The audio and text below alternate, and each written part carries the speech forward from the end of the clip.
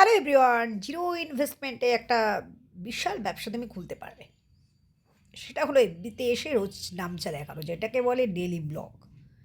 আগা নেই, মাথা নেই, মাথা মুন্ডু কিছু নেই।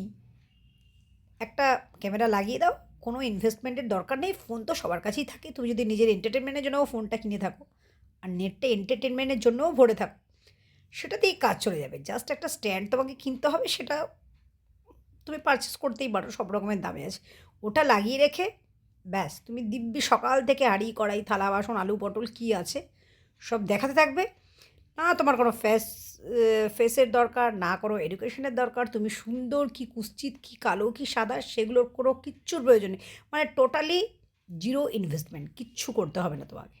আর যদি তুমি দেখো যে আরও তোমার পয়সার দরকার, হুম, তখন তুমি একটা ওভার অ্যাক্টিং করতে পারো। যেমন ধরো কিছু মানুষের একসাথে সবার শ্বাসকষ্ট হচ্ছে, তুমি অক্সিজেন সিলিন্ডার নিয়ে গেছো, পোর্টেবল যেগুলো, যেগুলো হিলে গেছো, নিয়ে গেছো, যেগুলো বাই চান্স যদি তোমার লাগে, সেটাকে তুমি ইউজ করছো না। সেটাকে না ইউজ করে তুমি দিব্যি ওটাকে অ্যাক্টিং করে দেখাচ্ছ যে আমার কত শ্বাসকষ্ট হচ্ছে। কিন্তু তুমি শ্বাসকষ্টে মরে যাও আর যাই মরে যাও, তোমার কিন্তু ক্যামেরাম্যান ক্যামেরা ধরে থাকবে, ভিডিও করা মাস্ট, এটা কিন্তু মনে রাখবে। তুমি যত লোকে গালাগালি দিক, তাও কিন্তু তুমি ভিডিও করা ছাড়বে না। এটা যদি করতে পারো, তুমি কিন্তু বিশাল সাকসেস হয়ে যাবে। তোমার কোনো পড়াশোনার দরকার নেই। তোমার এডুকেশন কী, তুমি গ্র্যাজুয়েশন কি, মাস্টার্স কি, অন্য পিএইচডি করেছো, সেটা নিয়ে কোনো কারণে মাথা ব্যথা নেই।